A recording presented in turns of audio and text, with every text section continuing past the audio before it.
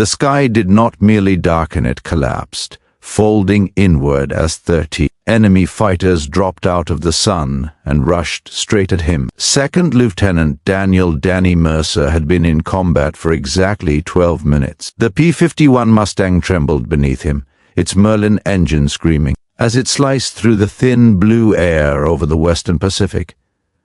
Sunlight flared across the canopy, briefly blinding him. For a split second, the world was nothing but glare and engine noise. Then the silhouettes sharpened. 13 aircraft, wings glinting, red suns painted on pale fuselages. Neros. Danny's stomach dropped. Bandits, multiple bandits, bearing 090.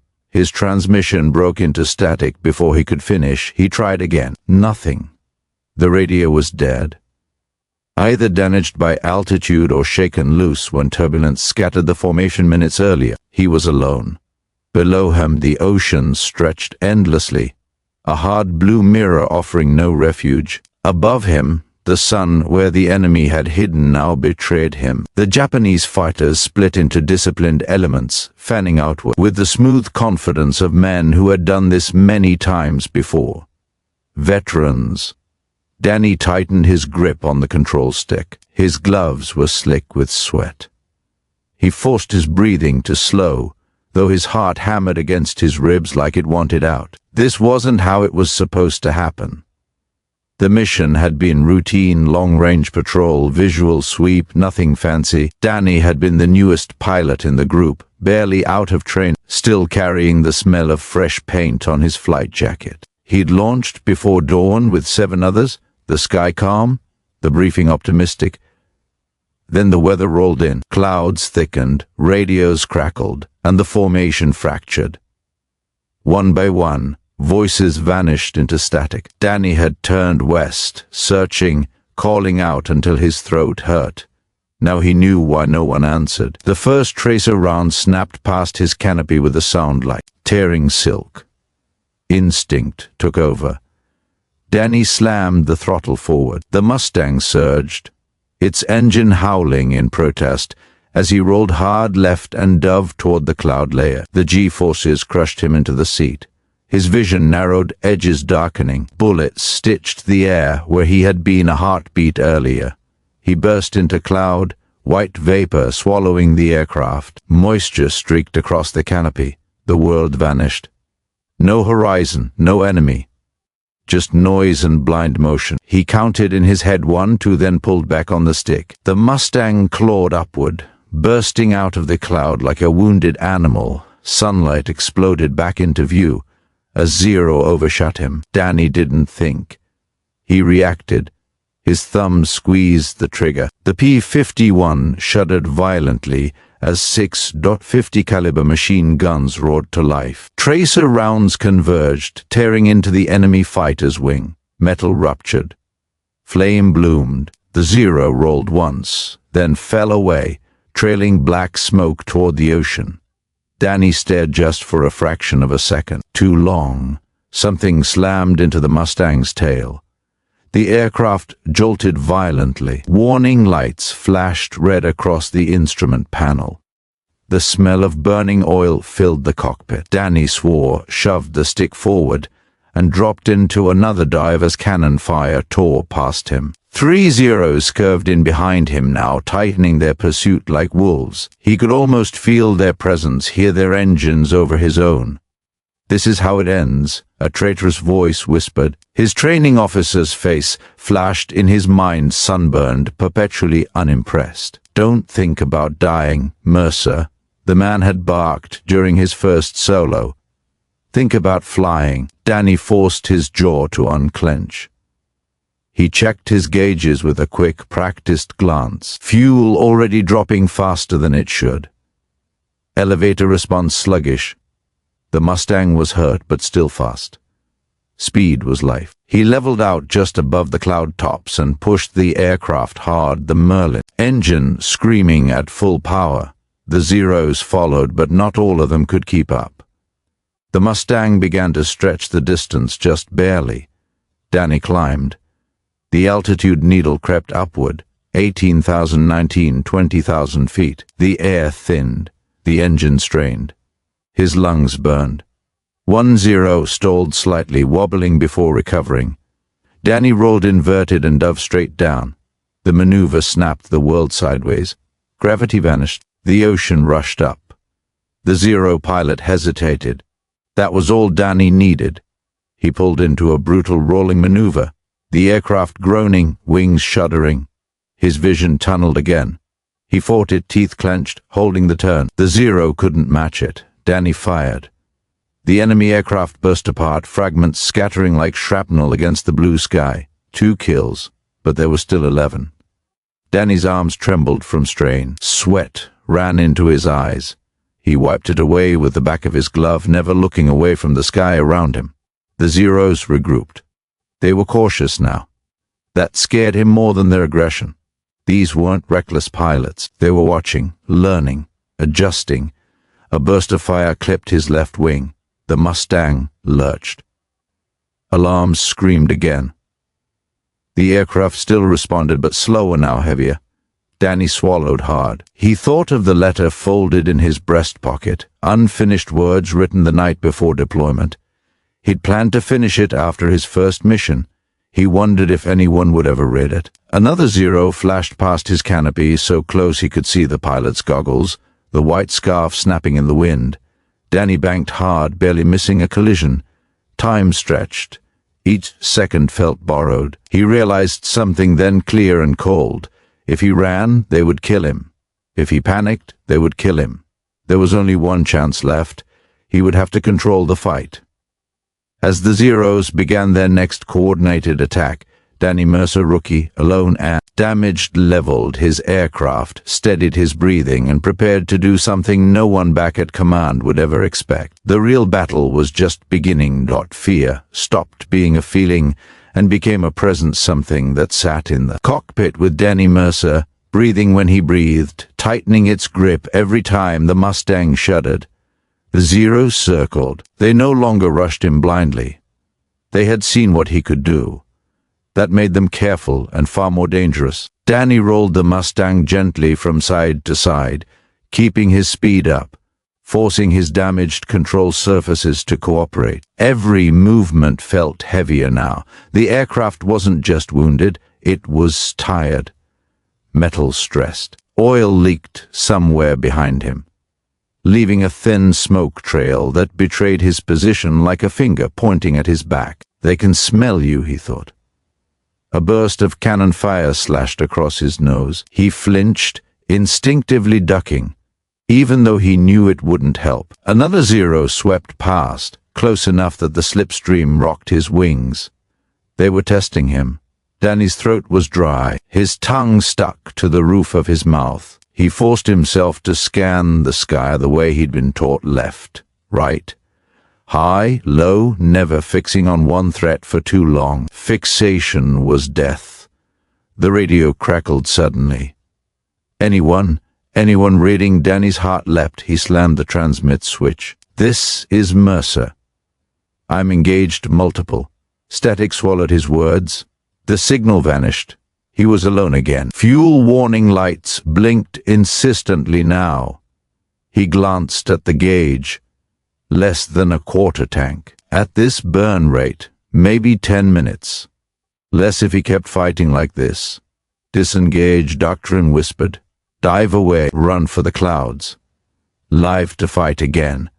But the Zeros were positioned perfectly.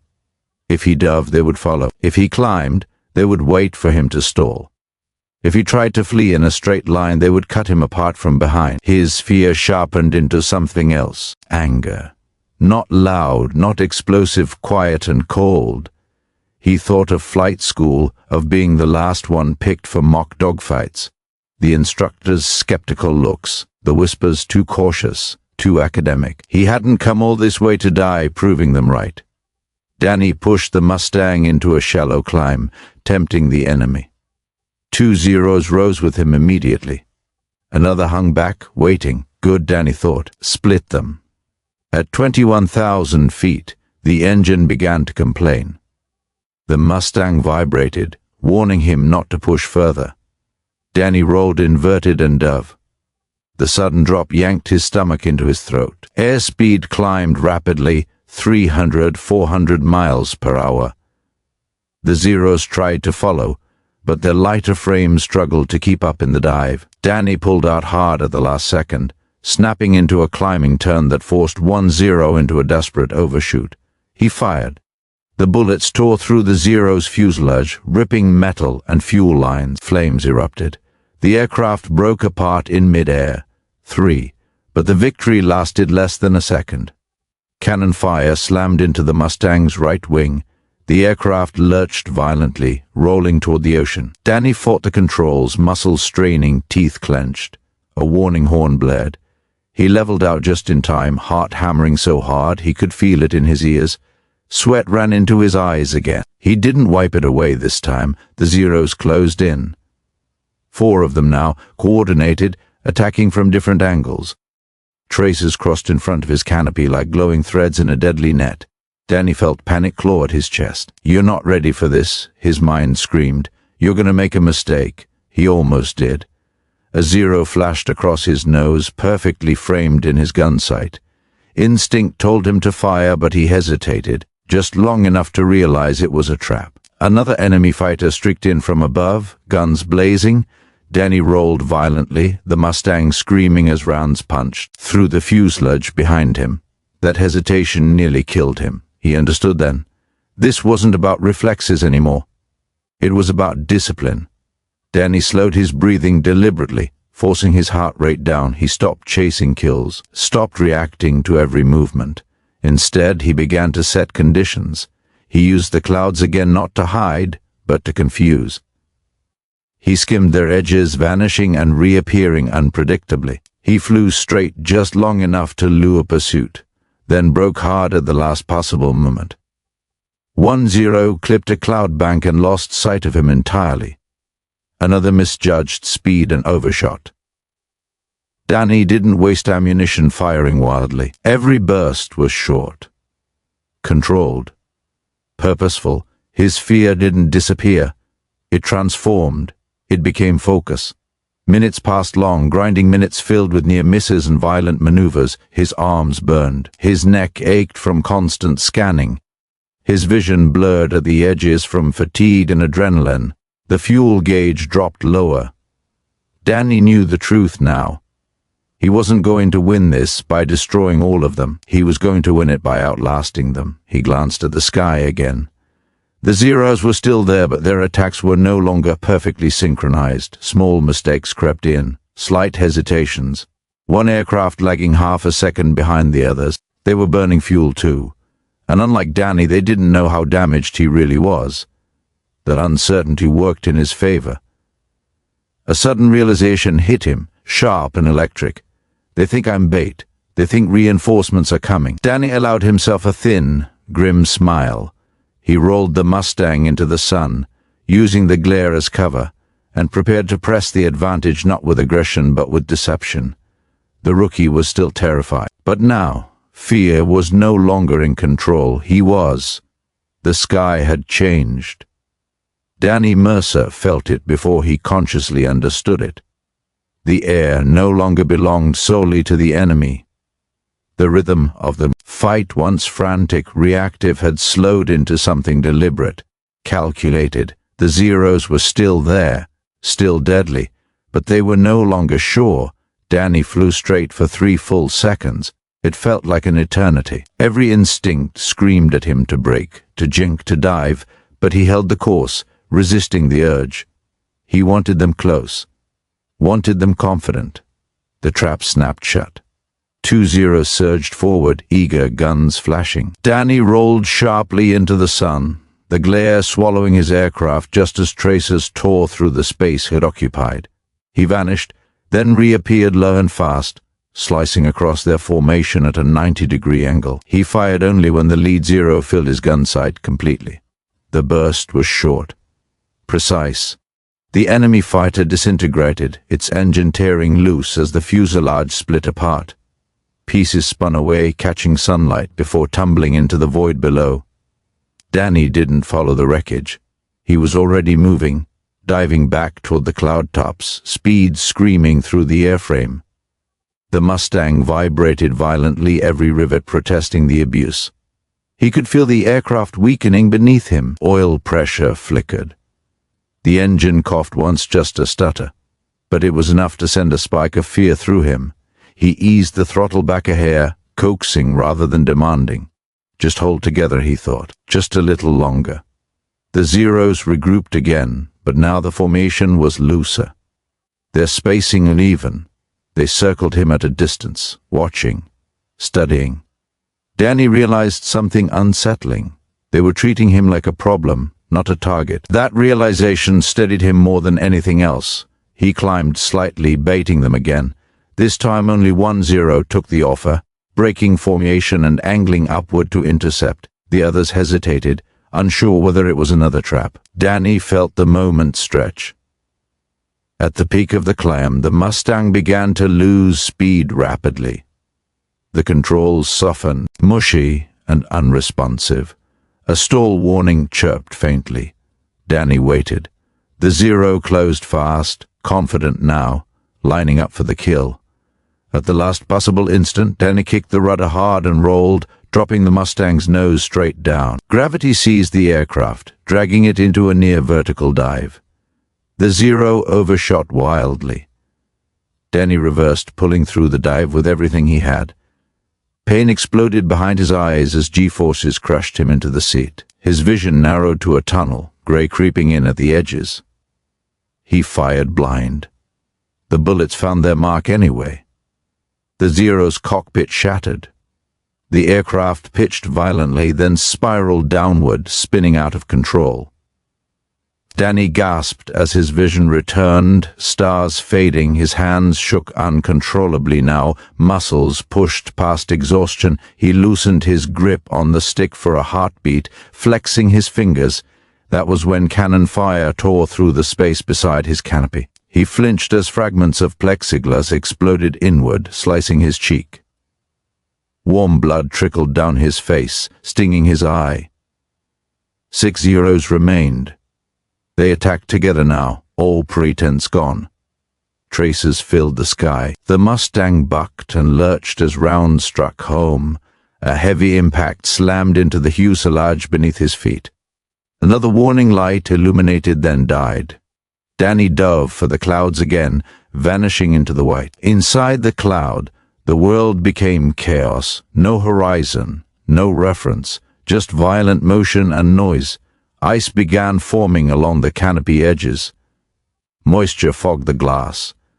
The aircraft shuddered dangerously close to a stall. Danny flew by instinct alone, trusting muscle memory drilled into him over countless training hours. He burst out of the cloud barely 50 feet above the ocean. The sea rushed past beneath him, terrifyingly close. Whitecaps blurred into streaks. One mistake now would end everything. The Zeros followed, but not all of them. 2 broke off, unwilling to risk the low altitude. Another hesitated just long enough to lose position. Danny pulled up sharply, skimming the wave tops, then snapped into a climbing turn that caught 1 Zero, crossing his path. He fired. The enemy aircraft erupted in flame, plunging straight into the ocean in a column of steam and smoke. 6. The realization hit Danny like a physical blow. I can do this, not win, not dominate, but survive. He no longer counted enemy aircraft by number alone. He counted them by behavior, by confidence, by hesitation. And the hesitation was spreading. The remaining Zeros began attacking one at a time instead of together. They no longer trusted each other's timing. They no longer trusted the situation. They no longer trusted him. Danny exploited every flaw mercilessly. He flew close enough to force split-second decisions, then vanished. He dove toward one, fired just enough to force a break, then reversed into another. He conserved ammunition ruthlessly, firing only when the odds were undeniable. The fuel gauge hovered just above empty now. The engine coughed again, longer this time. Danny's chest tightened. This has to end soon. As if sensing it, the Zeros began to peel away one by one, breaking contact under the pretense of repositioning. Danny watched them go, not daring to chase. He had nothing left to give. The sky slowly, almost reluctantly, fell quiet. Only then did Danny realize how hard he was breathing. Only then did his hands begin to shake uncontrollably. 5 enemy aircraft destroyed, several more damaged. 13 attackers reduced to scattered survivors, and 1 battered Mustang still flying. Danny leveled out and turned toward home, guided by memory and instinct rather than instruments. The sun hung low now, casting long shadows across the water.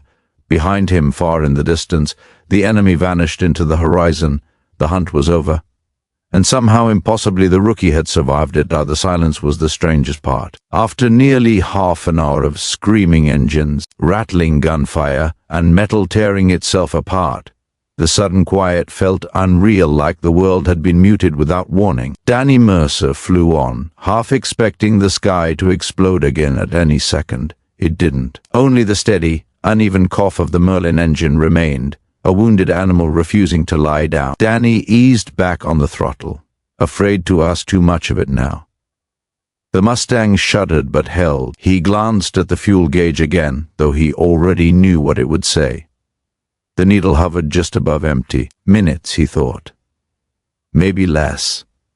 His mouth was so dry it hurt to swallow. Blood from the cut on his cheek had dried stiff, pulling at his skin whenever he moved his jaw. His flight suit clung to him, soaked with sweat, stiff with salt. Only now that the danger had passed, did the weight of what had happened begin to press down on him. 13. The number echoed in his head. He replayed the fight in fragments. The first dive out of the sun, the 0 exploding mid-roll, the moment he'd nearly stalled at altitude, the ocean rushing up toward him like a closing door. Each memory came with a delayed surge of adrenaline, making his hands tremble harder on the controls. Danny forced himself to focus. He scanned the sky again, habit, not fear, then checked his instruments. Oil pressure low but steady, coolant temperature high. Control response sluggish but usable. The Mustang was barely holding together. He angled west, trusting dead reckoning more than the compass, which flickered uncertainly. The Pacific stretched endlessly below, indifferent and beautiful in the late afternoon light. The war felt impossibly small from up here. Just one man, one machine, trying to stay airborne a little longer. The engine sputtered. Danny's breath caught. He eased the throttle back another fraction, whispering to it without realizing it. Easy, easy, just get me there. Minutes passed. Long, fragile minutes. Then faint at first, almost imagined a dark line appeared on the horizon. Land. The airstrip came into view slowly. A thin scar of coral and dirt carved out of jungle and palm trees. Smoke drifted lazily above it. Trucks moved like ants. For a moment, Danny wondered if he was hallucinating. He wasn't. He lowered the landing gear. The mechanism whined, slow and reluctant. The right gear locked into place, the left hesitated. Danny held his breath.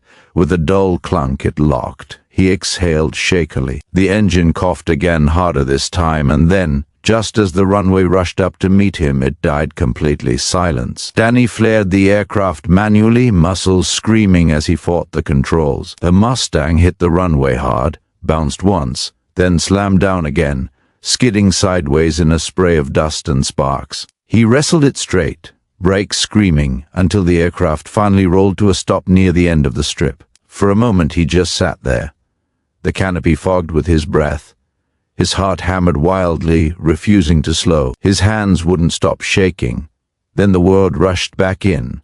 Ground crews ran toward him, shouting. Someone pounded on the fuselage. Another waved frantically, pointing at the torn tail, the shredded wings, the blackened streaks along the aluminum skin. Danny reached up and pushed the canopy open. Warm air flooded in, heavy with fuel and dust. He unbuckled his harness clumsily and climbed out, legs weak, nearly collapsing onto the wing. The men below stared at the aircraft in stunned silence. One mechanic finally broke it.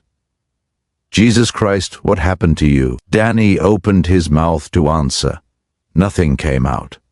Later, much later, after a medic cleaned the cut on his cheek, after his hands finally stopped shaking, Danny was called in. The intelligence room was small and dim, maps lining the walls, pins and string marking movements across the Pacific. A projector hummed softly, casting grainy still frames from gun camera footage onto a canvas screen. Officers filled the room. Too many. Danny stood at attention, suddenly aware of how young he must look among them. The projector clicked. A zero filled the screen, flames bursting from its wing. Another click. Another angle.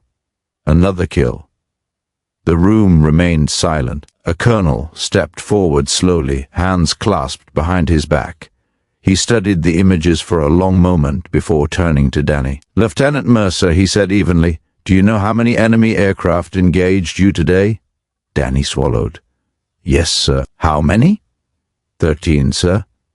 A murmur rippled through the room. The colonel nodded once. "You were instructed to disengage if outnumbered." "Yes, sir." "And yet you did not." Danny hesitated just for a heartbeat, then answered honestly, "There was nowhere to go, sir." The colonel held his gaze. For a long moment, Danny thought he'd made a terrible mistake. Then the colonel exhaled slowly and turned back to the screen. "We've reviewed the footage," he said. "We've checked enemy loss reports. And frankly, Lieutenant, we're still trying to understand how this worked." A pause. "By the way," the colonel added quietly, almost conversationally, "if you're still with us at this point, still clinging to how this unfolded, make sure you stay with it. There's more ahead, and it matters." He turned back to Danny. "You didn't follow the book," he continued. "You rewrote it." The room was utterly silent now. Danny felt the weight of it settle over him, not pride, not relief, but something heavier. Responsibility. Because whatever he had done up there, it was going to echo far beyond one ruined aircraft and one miraculous landing, and the war was still very far from over. The story moved faster than Danny Mercer ever could. By the next morning, everyone on the airfield knew something unusual had happened. Pilots stopped him in passing. Ground crewmen stared openly at the battered Mustang, now roped off near the maintenance hangar. Its skin peeled back to reveal damage that bordered on unbelievable. 13 red victory markers were chalked onto a blackboard in the briefing room. Someone erased them almost immediately. It felt wrong to celebrate. Danny didn't talk much. He answered questions when asked, direct, factual, stripped of drama. Altitudes, headings, speeds. He avoided anything that sounded like courage or instinct. He talked about angles, timing, engine limits. The officers listened closely. They listened because something in the footage had unsettled them. The projector ran again and again. Frames were paused, lines were drawn over still images. Men argued in low voices over why certain maneuvers had worked when doctrine said they shouldn't have. This climb should have stalled him. This dive should have exposed his tail. But look, he forces the overshoot. Danny watched from the back of the room, arms folded, feeling strangely detached. The fight they dissected felt distant now, like something that had happened to someone else. At night, it came back. He dreamed of the sun exploding into aircraft silhouettes, of tracers threading the air like needles, of the engine going silent too early. He woke drenched in sweat, heart racing, convinced he was still falling. A week later, he was called in again, this time to a larger room. Senior officers sat at the table now. A major from tactics, a captain from intelligence. Even a civilian advisor with rimless glasses and a notebook filled with cramped handwriting. They asked him to walk them through the engagement from beginning to end. "Not what you felt," the major said gently, "what you did." So Danny did. He spoke about sun angles and energy retention, about how fear made pilots predictable, about how uncertainty carefully applied could fracture even experienced formation. He spoke quietly, carefully, never overstating his case. When he finished, no one spoke for several seconds. Finally, the advisor closed his notebook. "You weren't fighting 13 aircraft," he said slowly. You were fighting their coordination. Danny nodded. Yes, sir. The major leaned back in his chair. And you forced them to doubt each other. Yes, sir. That realization changed everything. Within days, fragments of Danny's fight began appearing in briefings, not as a legend, not as a miracle, as a problem-solving example. Pilots were encouraged to think in terms of disruption rather than destruction, to survive by breaking rhythm instead of chasing kills, to understand that even a lone aircraft could influence the shape of a fight if flown with discipline. Danny's name appeared in footnotes, case studies, margins. He didn't like seeing it there. The Mustang he'd flown was declared unsalvageable. Too much structural damage. It sat for a while longer on the edge of the strip, silent and scarred, before being broken down for parts. Danny stood beside it one evening as the sun set, running his hand along the torn metal. It had saved his life. He felt like he was saying goodbye to something more than a machine. When he returned to flight status, it was in a new aircraft, another P-51. Clean. Unscarred. He climbed into the cockpit and froze for a moment, hands resting on the controls. A memory flashed, 13 shapes falling out of the sun. His pulse spiked. Danny closed his eyes, breathed, and forced the image away. He taxied out anyway. The first mission back was uneventful, then another, and another. Yet something had changed.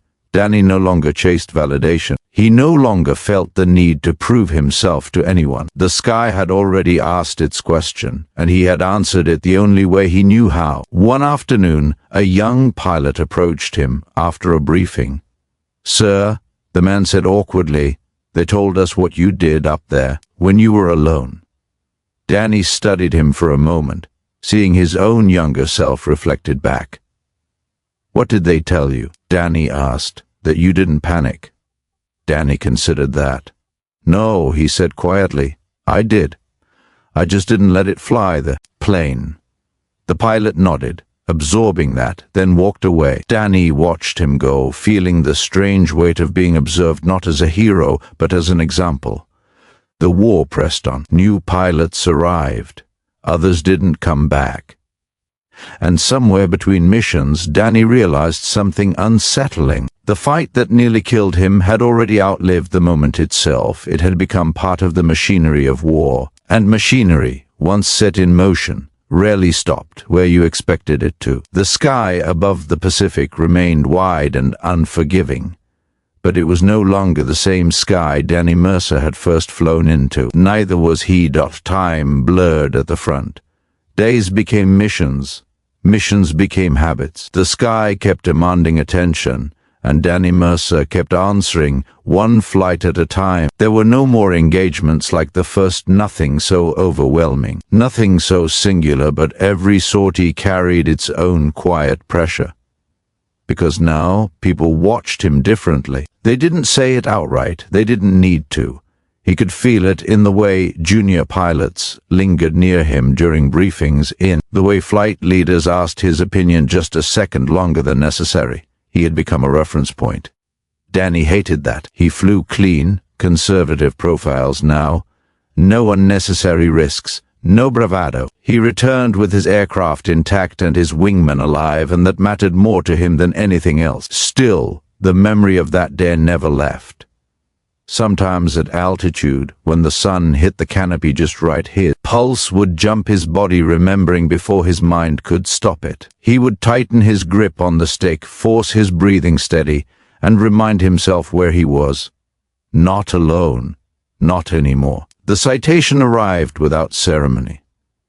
A clerk handed him a folder one afternoon after landing. Inside was a single typed page, heavy with official language, in the face of overwhelming numerical superiority. Danny read the words once, then folded the paper carefully and tucked it away. He didn't reread it. He didn't show it to anyone. Medals were visible. Words were private. He understood something now that training had never prepared him for. Survival had a cost. The men he'd downed had faces. He'd seen one pilot's goggles, clearly eyes wide, surprised. That image returned uninvited in the quiet moments, especially at night. He didn't talk about it. No one asked. War had its own etiquette. Late one evening, Danny sat alone at the edge of the airstrip, watching aircraft land in the deepening dusk. Engines roared, then cut. Shadows stretched long across the coral. A colonel joined him without announcement. "Mind if I sit?" the man asked. Danny shook his head. "No, sir." They watched in silence for a while. "You know, the colonel said eventually what you did. It's already being taught." Danny exhaled slowly. "I figured." "Not as a stunt," the colonel added, "as a mindset." Danny looked at him then. "That worries me, sir." The colonel nodded. "It should. That's why we're being careful. We're teaching judgment, not imitation." They sat quietly again. Finally, the colonel stood. "For what it's worth, you didn't just survive that day. You changed how people think about being alone in the sky." Danny watched him leave, the words settling heavier than any medal ever could. The war moved on. So did he. When the fighting finally slowed, Danny returned stateside quieter than he'd left. There were no parades waiting for him, no headlines. That suited him. Years later, his name would surface occasionally buried in reports, referenced in training manuals, footnoted in studies about air combat psychology. A sentence here, a paragraph there, an example of adaptive response under extreme pressure. Danny never sought those pages out. He lived his life deliberately small, flew when he could, taught when asked, spoke honestly to young pilots about fear and the discipline required to coexist with it. One afternoon, long after the war had ended, a student asked him a simple question. "Sir, what was the bravest thing you did?" Danny thought about it. He didn't think about the kills, or the maneuvering, or the odds. He thought about the moment high above the Pacific, when panic had begged him to surrender control. "When I stopped reacting," he said finally, "and started choosing." The student nodded, writing it down. Danny watched the young man walk away, then looked up at the sky wide, blue and impossibly calm. It gave no hint of the violence it once held, and that, he realized, was how history usually worked. The noise faded, the lessons remained, quietly, waiting for the next person who needed them. Years later, the day existed only in fragments, a reel of grainy gun camera footage stored in an archive drawer. A line in a training manual explaining how uncertainty could be used as a weapon. A footnote in a report about a lone P-51 that had returned on fumes with more holes than skin. The sky itself remembered nothing. It remained vast and indifferent, just as it had been that morning when 30 aircraft fell out of the sun and tried to claim a single man's future. Daniel Mercer remembered, not in heroic images, not in triumph, but in sensations. The way the cockpit smelled when oil burned, the unnatural quiet after gunfire stopped, the sudden, terrible awareness of being alive when logic said he shouldn't be. As time passed, the memory softened at the edges. The fear dulled. What remained was clarity. He understood now why that fight had followed him longer than any other. It wasn't because he'd been outnumbered. It was because, for a few decisive minutes, he had been alone with choice. No orders, no formation, no one to lean on, just judgment. History like numbers. 13 against 1, 5 destroyed, 1 returned. But numbers missed the point. The real battle had been fought inside a narrow cockpit, in the space between panic and control, in the moment when instinct demanded escape and discipline demanded something harder. Danny had not won because he was fearless. He had won because he had stayed present. In later years, when people asked him about it, rarely, and usually with hesitation, he never dramatized it. He spoke of angles, of patience, of not giving fear the wheel. Eventually, even those questions stopped. The war receded into books and anniversaries. New conflicts filled new skies. New pilots faced new suns. But somewhere in the lineage of training passed quietly from instructor to student, there remained an idea born on that day, that even when alone, even when outnumbered, control was still possible. Not guaranteed, but possible. On a clear afternoon decades later, Danny stood near a small airfield, watching a P-51 climb into the sky for a commemorative flight. The engine's sound, clean, powerful, echoed across the open ground. The aircraft banked into the sunlight, wings flashing silver. For a moment, the years folded in on themselves.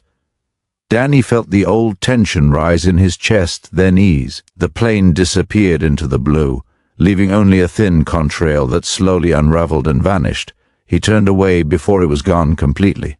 Some stories weren't meant to linger loudly. Some were meant to endure quietly. One plane, one pilot, one decision that refused to surrender the sky. And in that refusal, a reminder that even in the most unbalanced moments of history, the human capacity to choose calmly, deliberately, could still stun the world. The sky closed in that day, and one man kept it open.